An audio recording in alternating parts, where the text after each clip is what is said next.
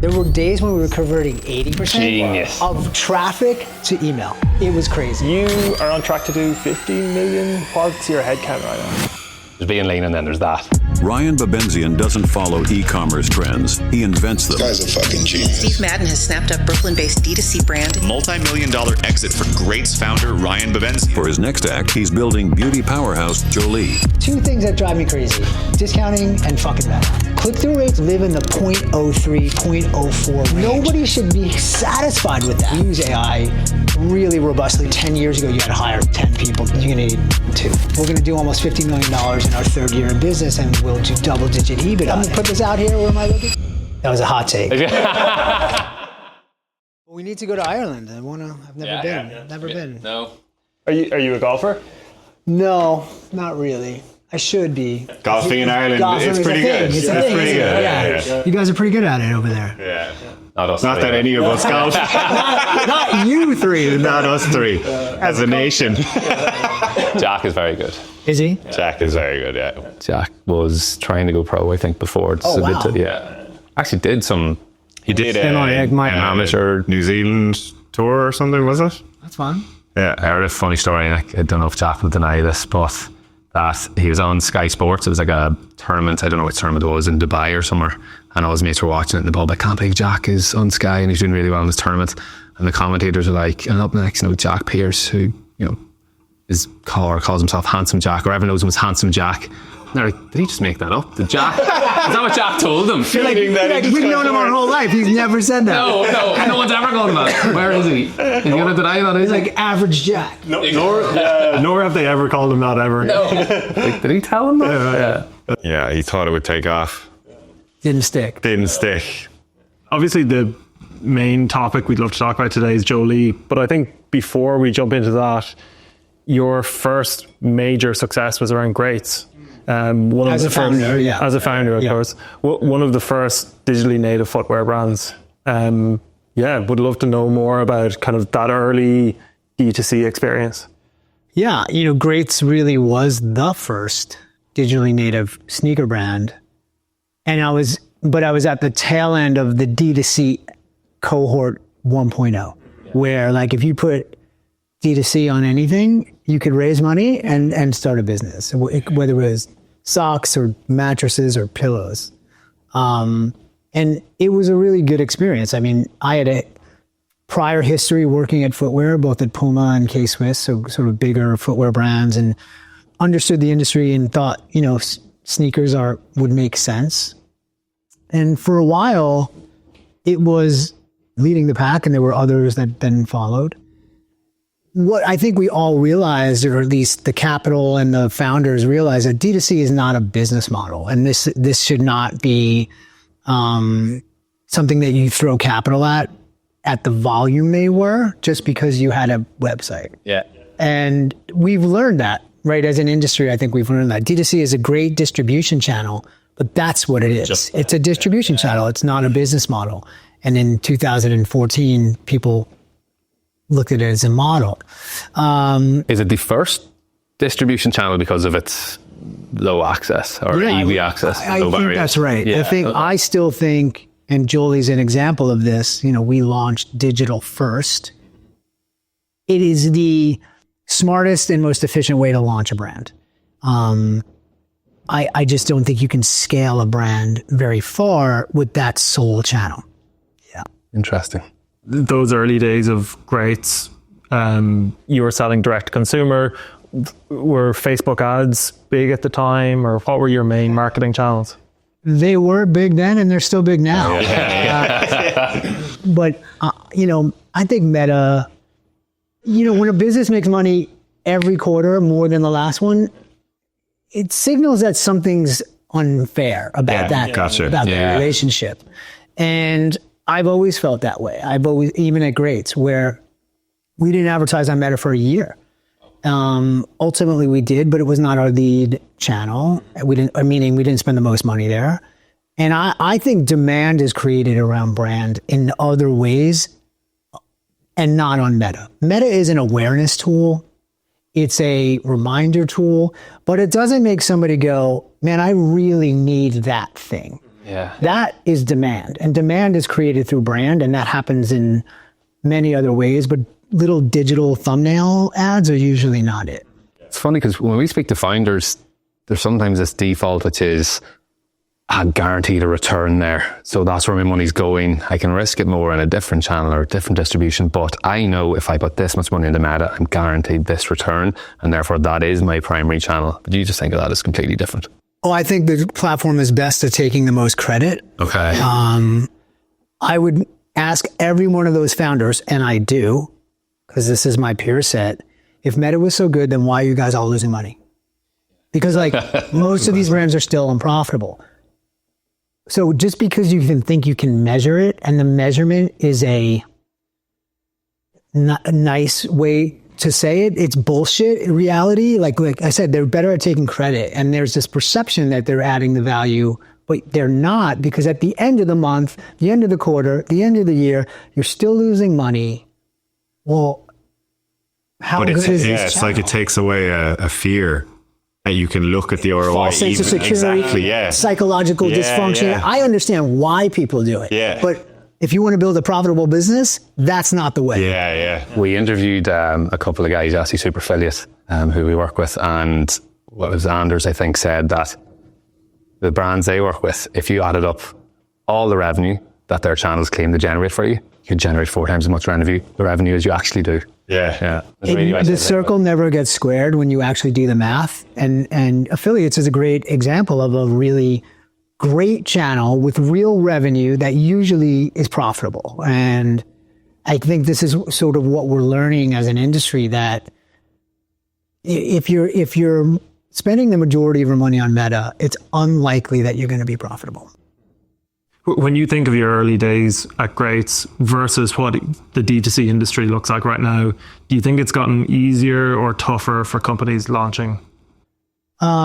Easier in terms of the toolbox. I think there's a lot of tools available, everything from fractionalized CMO, CFO, digital tools that are, you just replacing people altogether. Harder in a capital raising environment. It's, these things are just not venture-backed businesses. So it might be a little more difficult to raise capital, but everything else is easier. And the behavior of the consumer continues to graduate towards digital, right? E-commerce every year will grow. Yeah. For the foreseeable future. I don't think we're at, any, sort of flatlined. E-com will continue to grow every year for as long as we can tell. Absolutely. I think there was an issue that whenever COVID and lockdown happened, the growth rate went up so high that even though each year after it's been growing, there was this mindset of, it's dying down, it's plateauing. But that's not the actual fact. It is still growing. It's just that year or period we had. It's just reverted to the mean average. Exactly. Yeah. And I don't know why really smart people don't understand that. Yeah. Like, they're really, really bright people in finance and on Wall Street, and they talk about this as this sort of anomaly in the history of mankind is going to maintain, and it doesn't. It needed to sort of reset, and then it'll go back to growth. But as far as we see, for Jolie, e-com is the overwhelming majority of our revenue, even though we're sold in hundreds of different retail outlets and have an Amazon store that's about 30% of our revenue, but D2C for us is still the biggest. In Wayfire, we had access to tens of thousands of brands' data, and it was one thing we always had to show investors when we were looking to raise money. They were like, it's e-commerce is dying. We had a big boost from COVID. We're like, well, here's the data, and we'd show them and be like, every single year it's growing. 1 year, the growth rate went up high, but it was so easy for us to say, well, that's what you think, but here's 20,000 brands, 30,000 brands, their Shopify stores connected. We can see that every single year, not only is spend going up, but revenue is also going up. Yeah, and that's right. I think and we'll continue. Yeah. It's definitely why we're so bullish on the industry in the happy sack. It's never going to tail off or drop. Never is. Well, it'll hit at some point. Never. For the sake of this conversation, it's like decades, right? So it's like never, right? Yeah. But eventually it'll just be the norm, and it'll be what it is in terms of there'll be whatever the stores do at retail. There'll be e-commerce and Amazon, maybe another player that's online, whether it's TikTok Shop or whoever becomes the fourth leg of the table. But that's the world now. A lot of e-com brands today dream about an exit, an acquisition. You hit that success with Greats. Can you talk us through that look like? Yeah, look, it's a hard plane to land. I mean, even when things are great, it's a process. Do you go looking for it, or does it come to you? Depends. Okay. Depends on the individual. And with Greats? With Greats, we went looking for it. Okay. Yeah, I was ready to move on, basically. So Nice. because I'd sort of I looked at the world in a different way halfway through that journey and decided that fashion is a pretty bad business for e-commerce. Lots of sizing issues, fit issues, exchanges. These are really expensive things to manage with e-com. So I wanted to do something different. And that was like year 2.5. And I ultimately stayed through year 6. So it gives you a sense of how I was thinking about Jolie very early. Yeah.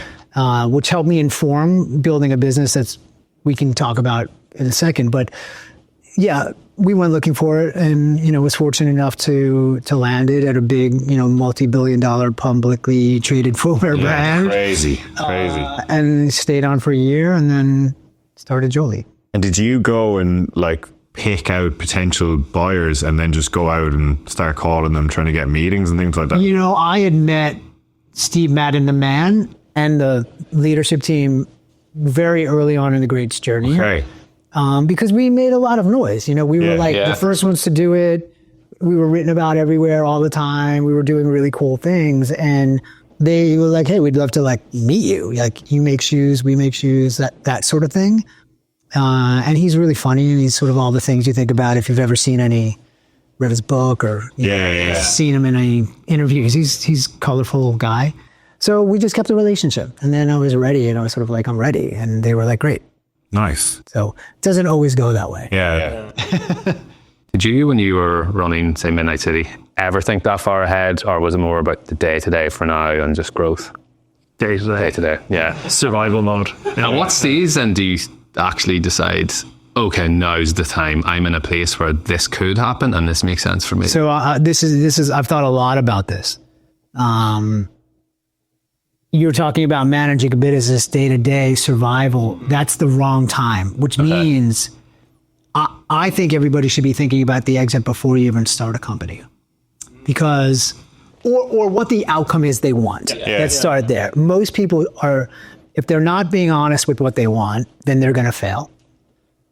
And most founders found things to make money, right? I think that's sort of the main goal. So if that's the main goal, you really have to think about how to do that before you launch. Research what the market looks like, what your industry is, if it's trying to do it in a certain time frame. And I've looked at a lot of exits. I think most exits happen between 150 million and 350 million.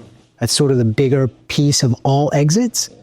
And if that's the window you're going to try to target to, then that means how do you raise the least amount of money, maintain the most amount of the business, and so when you get to that number, you can make more money selling at 150 if you own 90% of the business than if you do selling at $1 billion and you own 10% of the business, right? So It allows you to work backwards. Exactly. And I think most founders spend zero time on that. Yeah. And that puts us in survival mode. Big time. Yeah. So my advice is always think about what you want about this. You got to have your idea, but then think about what you want. Do you want to do it for 20 years? Great. If you do, then that can change the calculus of getting there. But if you want to do it in 5, well, you better start on that before you start, because 5 goes very fast. Yeah. So post acquisition, did you stay in Greats, or I stayed on as the CEO for 1 year, and then left and started Jolie. I didn't start Jolie, but I started working on it, building it 4 weeks later. So did you know you were going to do Jolie way before? I knew I was going to do Jolie years ago. Okay, cool. All right. Well, the information that I sort of, I built a framework that was informed working through greats and the challenges of e-commerce. And What were those challenges? Because you mentioned there was like a one size fits all was yeah. So problem. the framework was a product that is one size fits all, right? So plumbing pipe in the US and most of the world is standard, same size. A product that you use every single day without thinking about it. Changing behavior, very hard. Fashion trends move all the time. This is really hard to sort of like get your hands around.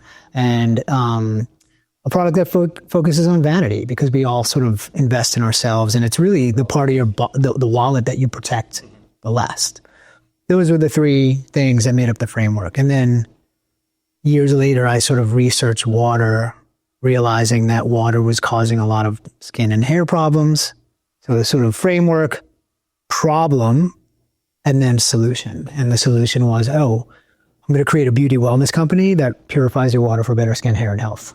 And then you sort of go, like, there's 260 million residential showers in the US alone, just residential, not including hospitality, gyms and universities, and that doesn't include the world. It's a massive market. Huge. Yeah. I love that approach, because when you speak to a lot of founders, they'll say, I'm passionate about this. This is me. This brand or this product I'm building is for me. Whereas you've actually thought about it from a business. Yeah, it's formulation. Yeah, exactly. I'm passionate about building profitable companies. So, but no, I say that truthfully. We get hundreds of letters from customers who had eczema, and then Jolie helped them with their eczema, or hair shedding, or dry scalp, or acne, or all the ailments that people are experiencing, and Jolie helps them. That was not my motivation to be like, I can't wait to get these like tearjerker letters from people, but ultimately that happened, and it's super gratifying. Like it is really good. I feel good about doing something that helps people as opposed to selling Zin. Yeah, gotcha. No offense. Yeah. To all you Zinners out there. I think when I was learning more about the brand, it seems like one of the real genius moments was deciding to position yourself in the beauty space as opposed to being like in a hardware store. Yeah. Was that something that you did explicitly from day one, or is that something you came across as you were developing the brand? It's not a beauty product. I mean, it's not a plumbing product, excuse me. It's historically thought of as plumbing, but we don't just push water out, right? We filter the water that has an effect on your skin and your hair health. That is a beauty wellness tool. And in the beginning, people were like, what the fuck are you talking about? It's a shower head. I'm like, it's a shower head, but it does something very unique and different that we're going to position this as a beauty tool. So yes, from the very beginning, we never consider ourselves plumbing. We still don't. There's a reason we're at Ulta and Nordstrom Beauty and Erewhon, and we're in beauty sections. We're not in Home hardware Depot stores. or Right. Lowe's. We could go to Home Depot. Would you? 'Cause ultimately, I see our goal was to establish as a beauty wellness company. Yeah. And we've now sold, 300,000. We have 300,000 customers. Yeah.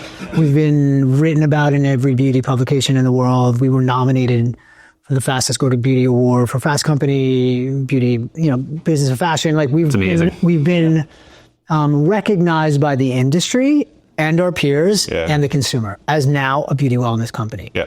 So we've established that. Now we look at distribution and say, okay, we can go to Home Depot. Yeah.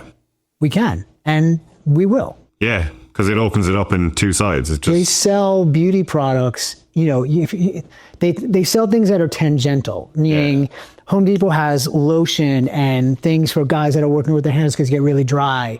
Okay, that's not a traditional hardware thing, yeah. but for guys who are out hammers all day in the cold, they need like really rich lotion for their hands, and they sell it there. There's an example of how we sneak through the side door and makes perfect sense to everybody. Is that something brands should consider, which is, until I establish myself as what I want to be, don't go and look at other channels that might diminish what ultimately I want to be seen as? Yes. Like, was there a point when you knew, okay, now I can look at these channels, where say a year ago, it's too soon, that could almost damage what I'm trying to build? I think just broadly, people should be more focused. And that's an example of staying focused. Yeah. Because we get presented these opportunities all the time, whether it's selling internationally or going into an account that we think is a little bit too early for us. But yeah, I think you should think about that all the time. And I think you should get really, really good at what you do with the fewest amount of things to confuse you so you can really figure out what you do. Does that make sense? It does, yeah. Because when you start to do all of it, Yeah, you do nothing well. exactly, and it dilutes pretty much everything. And this is sort of the story of growth. And we are proudly a profitable company, have been since our 5th month. I talk about our revenue all the time, so everything I'm saying here is not new. Yeah. We're going to do almost $50 million in our 3rd year in business, and we'll do double-digit EBITDA. And the reason for that is our fucking maniacal focus. Yeah. You didn't do it by like grow at all costs. We grow profitably on first purchase, and that's what we do. So rare. That's what we do. Isn't it? Yeah. And anybody that wants to say you could have, we could have probably added 40% to our top line and made just a little bit of money, but I don't have any venture capital. I don't have a board. It's my co-founder and I that run the company, and that's that. And we feel really good about, being able to do that. Making it sound so simple and obvious. Yeah, exactly. Was that it? Okay. Well, it is. It's so branded and say after 5 months I'm profitable. Mostly no brands can say. There's amazing. very few that have done what we've done, and at least in our conversation, we haven't been able to find anybody. There's brands that have grown top line faster. Yeah.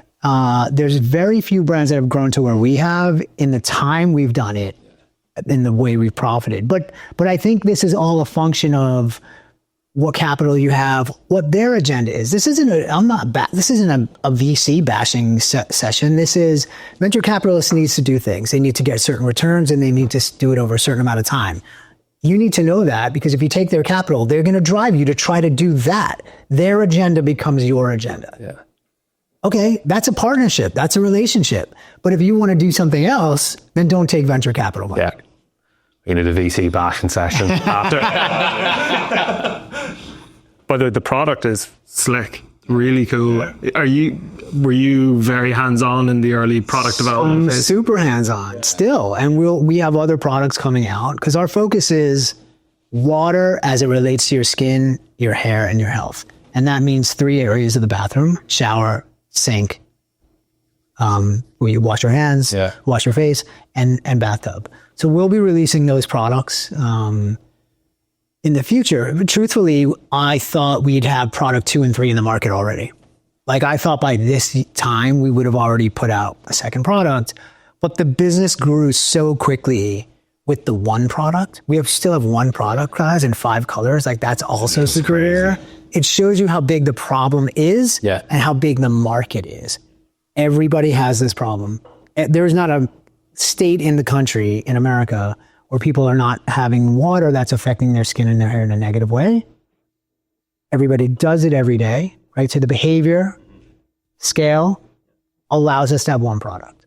Very, very, very few markets exist like that. That growth for one single product, like something we spoke about last week, which we all found fascinating, was you had a growth hack that helped you get along the way, something that was quite unique. I'd love you to chat about that. Yeah, the water report. Yeah, the water report, exactly. Man, I'm hoping one day somebody writes a case study. Yeah, we'll do it.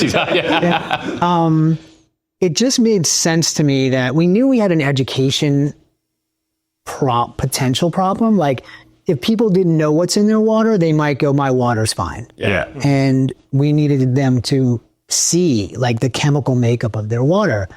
Well, it turns out that the national law is every state has to report what's in their water, and those reports are readily available to any person in the public that wants to try and find it. And that was the problem. So the states report it, but it's buried somewhere in some weird website that you literally can't find. So it's sort of useless. We were able to license this database and make it simple. And this is where government and like founders are like, They already had, the hard work was done. Yeah. The easy work was skinning a UX on it. And it was really simple in that regard, but it was super powerful. Give us your email, give us your zip code, and we'll show you what's in your water at your local level, like very hyper local. And that's really powerful because every water is different. So that we launched that pre-launch, we were converting 50+%. There were days when we were converting 80% of traffic to email. That is crazy. It was crazy. And Nick Sharma, who's a friend of ours, and he was like, what? He's like, oh, well, this is insane. He's like, there's no way this, and he would watch it every day. And he's like, I've never seen anything like this. And I'm like, get ready. This is what Jolie is going to be. It was an early indication of the interest that was already sort of pent up around solving the water issue. Nobody had just sort of built a great product with a great story, with a great packaging and a great, simplicity, right? Like this stuff is complicated, but you don't need to go to science class to know that your water is fucking your hair up. Yeah. You need to go to, a lot of brands take the overly complicated, look at all the science. And it's like, hey man, I just want to know that my fucking hair is not going to fall out. That's what they want to know. Or it's going to like protect my, reduce frizziness or like extend the color treatment on my hair. That's what consumers really want. Did you launch that growth hack pre-product? Yep. Wow. How did you convert? Was it a brand awareness play? Yep. We took out some ads on Facebook, which I hate, but for this stuff, it's great because it's not a conversion price, right? It's a lead gen tool. So like, it's literally like really, really cheap. And we wanted to understand. It was always more of a test. Well, once that showed like the conversion traction, we were like, oh, we could build 100,000 people like for 10 grand. Let's get started. Yeah. And that's the other thing. In terms of awareness, like we weren't like trying to like hold back everything and then surprise, we're here. It was like, as soon as we knew like, hey, we're launching on this date, we backed out and just like, let's start telling people now. There's no point in waiting because we can learn a whole bunch of stuff before we actually go live. And our first month in revenue was 50 grand. Oh my gosh. 50 grand. There's not many brands I could say. I think hold on. I'm going to check my revenue today. Yeah. I'll do some quick math. Hold on. I got to add the Amazon revenue. That's sorry for the delay, everybody. I presume you have your Shopify notifications turned off at this point. Totally turned off. So we're at 90K today. Couldn't even keep them on day one. Yeah, but like this is what gets fun. You think about your first month in revenue is $50,000. Today we did $90,000. It's 1 o'clock, and like it gives you a sense of like what real demand looks like. Do you think that growth hack, let's call it, for lack of a better word, but you were able to do that? Is that because you needed to educate first, or would you say all brands should be thinking right now about how do I get that lead gen going very early on, where I can pay for Facebook ads that are going to convert cheaper and get emails cheaper than if I was trying to sell a product straight up? Yeah, the emails are only so valuable, so I don't want to like say that this is the way. I do think most people can start communicating who they are and what they do earlier than they normally do. Most brands just sort of wait for the day the site turns on and the press release comes out, and that's day one. I would recommend doing something sooner, right? Well, while you're building whatever it is you're building, what could you do to educate the potential customer that you're coming? That's just, time is the thing we can't solve time. Yeah. It de-risks the model completely as well, because in the months that you're doing that, you might learn something that you didn't know before you launch and then fix something at launch, right? And in the case of the water report, I don't think there's water report version conversions for everybody. Obviously, this was look, we're solving a really big problem. I think things start, how big is the problem and how big is the market? If those are massive, then you can see that there's crazy weird numbers. Yeah. If you're just going to launch another sweatshirt brand, you're never, I shouldn't say never, it's very unlikely you'll be able to create anything that generates that sort of Gotcha. So you almost need the problem and the education there. What you do in the middle to generate that interest can change. Because I saw you also did the trucks on this, but Yeah, we've billboard on got the side, the running- dirty trucks. Yeah. Running. How did that go actually? Again, we think about things through a non-measurement lens a lot. We don't really measure the performance of those trucks. What I do know is you just brought it up. And I got a text from my wife this morning who sent me a picture from somebody who sent it to her. Okay, yeah. Okay, we've been running them for a year and a half. We have 15 in Manhattan, 5 in Miami, 15 in LA, 5 in Austin. Those are new markets. We know that people talk about them all the time, and that's all we care about, right? Because we're trying to create awareness, conversation. Jolie does this. That's what marketing is. Do I need to know how many units it sold? Not really, because I can tell you exactly how many units, or at least what Meta tells me, and that's the high number. It's not that fucking many, guys. Click-through rates on Meta for conversion ads live in the 0.03, 0.04 range. Nobody should be satisfied with that. And yet they put the majority of their marketing budget into that. Yeah. That's just a click-through rate. So like, if they're not clicking, you really think they're buying? Like, it's in front of them. You think they're going to go, I'm not going to click that, but I am going to go type it in. Bullshit. But there's a generation and a half of marketers. This is all they've ever known. I'm before that generation. So I remember what let's just call it analog marketing was. And it works. It's just not as measurable. I think we've prioritized measurement and under-prioritized actual performance, which is why you have so many unprofitable e-commerce companies. And your performance is in the $90,000 you do before 1 o'clock in the day. It is holiday time, so that's Yeah, but we often talk about it. So myself and Jamie worked in data science in the marketing analytics space, and the early days, creativity always won. It shifted towards a world where data science, it was all data driven. Data is really important. It doesn't make a desirable brand. And this is sort of like demand. Data is really important. It says this worked, this didn't work, or this worked better than this. What it doesn't do is, do you fucking need this?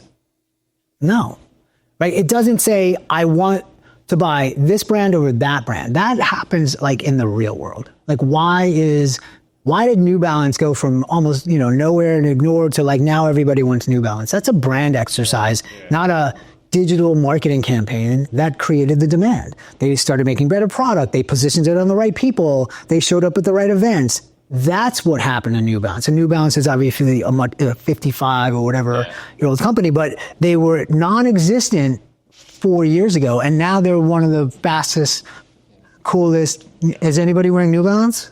No, you guys are from Ireland. You don't know. There you go. He's got him. There you go. But yeah, they had a big shift. It was from, what did they say, new dads to supermodels. Yeah, but the dad shoe was like a thing, right? Yeah. Like, the older guys, the grandfathers never not wore New Balance. And then all of a sudden it became cool. Cool, yeah. And the point I'm making is there's data that supports what they do digitally, but that's not what made it go from, here to here.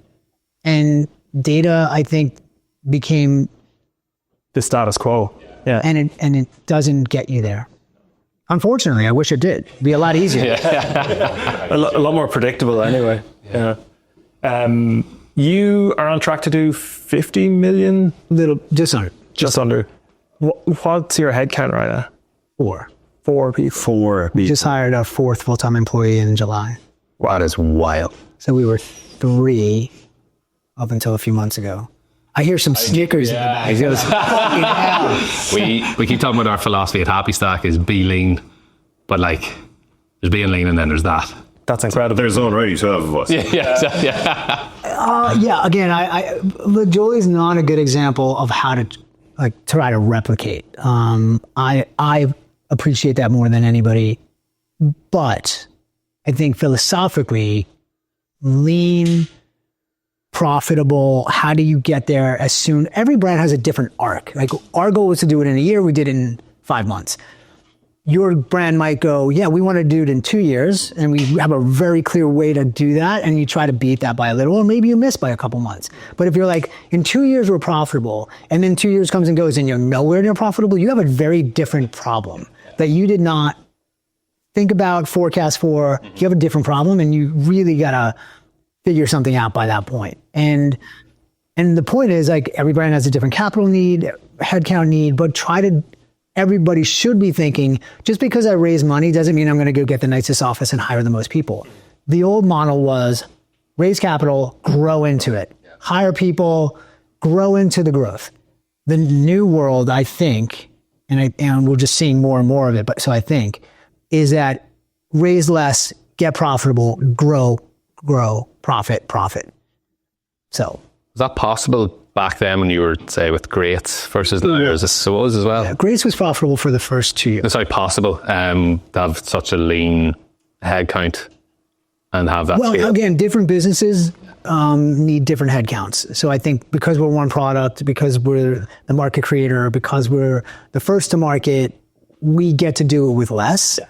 And we're also pretty good at what we do. I'm a second-time founder. My co-founder Arjun is like wicked smart. He picks up things and fixes. It's like he can do it. Yeah. So who the 4 people are is more important than how many, right? Like, you have 12 people. Do you have 12 A fucking plus players? Because that makes championship teams. If you have 3 A plus players and 9 like maybes, I don't know, guys. Who's Everyone's looking at each other. They're you guys might want to reconsider. There's a lot of shifty eyes right there. But I'm joking, but not. Right? Like, this is the difference between excellence and pretty good. Yeah. What are those 4 roles then? Because we're 4 people, we really do a lot. Like, the only person that's really focused or like a specialist is our 4th hire, who runs sales. The 3 of us are doing lots of things, managing teams. So it's not that 4 of us do everything. Yeah. We have extended teams that are not full-time employees, but 4 paid, 4 Google, 4 email, accounting, marketing, like, it's all. So we manage them. But the specialist is only the salesperson. It's becoming more normalized to have that kind of fractional element in companies. Do you see that expanding into even like just using software to grow your business? We have Sam Altman's kind of philosophy of the one-man unicorn, where you can just be one person that grows it into this unicorn status. Yeah, I agree with that too. I think it's more than ever, it's a great time to start e-commerce oriented businesses, because there's so many tools available that, 10 years ago you had to hire 3 people to do these things. Now there's like a SaaS tool to do it. Yeah. And you need like a half a person to manage it, right? That will continue. And obviously AI, everybody talks about AI, and we use AI really robustly in customer service, and we'll continue to. We're using a tool in our financial planning. It's a product that's not really out in the market yet. We're sort of beta testing it with them. It's super powerful, and you would have needed sort of a group of people, call it 2 or 3 people, like really well paid, just to do this shit. And now it's sort of done. Like, I look at it every day, twice a day, and I don't have to ask anybody to go pull this for me. I can just keystrokes. That's it. Few buttons. Yeah. So I think you're going to see more and more of that. I think especially in the e-commerce space, because like founders are quite tech savvy and are very open to new softwares. So we actually think that one-person unicorn is very likely, and not only that, it'll happen in this space. I think marketing is the area that's yet to be completely disrupted, although it's right, like, we're there. Yeah. Like, we were not going to need 10 people to run a paid budget. Yeah. You need 2. Is it the creative side you think that would be tough to replace there? Yeah. Like creative is going to be, I think, at least for us, we'll keep making it ourselves for a while, if not forever. I think it's the the commodity of the buy, the managing the account, and which each of the platforms has gotten much better on their own anyway. Meaning it's like there's no edge in how you manage Meta the way it used to be 10 years ago, and now there'll be nobody you even need to manage Meta. It'll just sort of plug in your parameters through the tool and it'll do it. If they're doing it on Wall Street, they're going to fucking do it in marketing. So that's the trickle down of like where that stuff is going to go. I feel like every new Meta release, it's extracting a decision that somebody used to have to make and just having some kind of an automatic campaign structure. Yeah. And then you just spend all your time on copy, creatives, Which is the ideas. Again, like we look at really as the really important part, right? This analog thing, this sort of like human touch, like our ads that are running on the trucks were just us going, yeah, we're going to do this. We didn't hire an agency to do it. And it was a riff on like when a van is dirty and somebody writes wash me on the back. Like that's where the idea Or something worse on it, right? Like AI, I don't think would think that way, at least not now, but maybe someday. I don't think it has that idea generation, that unique, idea. It might get there. I think right now it doesn't. No. Love your take on that side of the business and some of the stuff you've done. We'd love to actually jump back towards the product a bit. One thing we all talk about was how amazing your product looks, and that it's actually like a price point that is almost like a luxury product really in itself. Was that a conscious decision? I know you've talked before about thinking further ahead than the D2C channel. Was that with that in mind? Dude, we don't guess, man. I'm picking that up. At least that we take a lot of bets, but we don't guess. And the price was not random. We were positioning as a beauty wellness company. We said, we researched, it's the average American consumer spends $3,500 a year on beauty and wellness products, including like haircuts and hair services. $3,500. It's a lot. Exactly. Jack spends 10. You were going to say me. but Beat you to it. And then we said, okay, well, this is not going to be a $20 item because the bucket of their income, the bucket what they spend is $3,500. That's what we're pulling out of. 165 seems super fair. Yeah. Okay. Yeah. But to further that, to make sure we weren't like off, we did a pre-launch, pricing elasticity study, and we surveyed 500 people. What would you pay for an item that did this? We didn't tell them our name. We didn't tell them what we just said, what would you pay for this? And the range was everywhere from, $100 to $500. So we sort of took the middle and we're like, yep, we could probably price this higher, but we're not going to. That's sort of, there's magic in certain below 200, below 100. There is some sort of thresholds. So this is where we're going to start. You aren't lying when you said you don't guess. No. This is where data is really valuable. It's useful, but it's not going to solve all your problems. We've not changed the pricing. We've never had a sale. We don't do Black Friday sale, Cyber Monday sale, holiday sale, no sign up discount, nothing. Never gone on discount.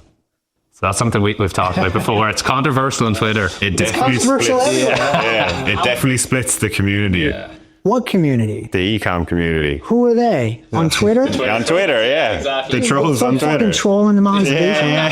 Fuck that guy. Unless it's somebody or that started a fucking brand. Yeah.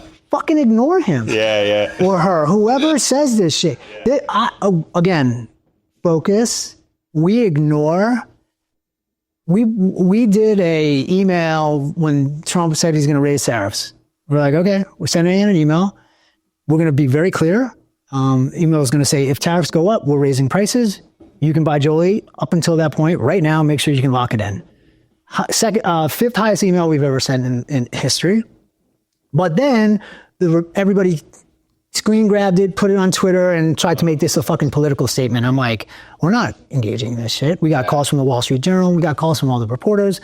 Didn't talk to any of them. No, because this isn't political to me. This is business. If my price goes up, it's going up for the consumer. Yeah. It's I don't want that to happen, but it's pretty simple. Like, This doesn't make sense. no, but hopefully it doesn't happen. But the point of the email was we're letting our consumers or future consumers get an opportunity to guarantee this price now, because I can't predict if it will go up or how much it'll go up. He's saying it's going to go up. Let's assume that's going to happen. Here's the only way we can guarantee this price for you. And it was just a transparent, open email. Nothing more, nothing less. It didn't talk about anything political, but the market, the e-com community wanted to make it political, and they all had a fucking opinion. And I was like, Everybody's just what the fuck are these jokers talking about, man?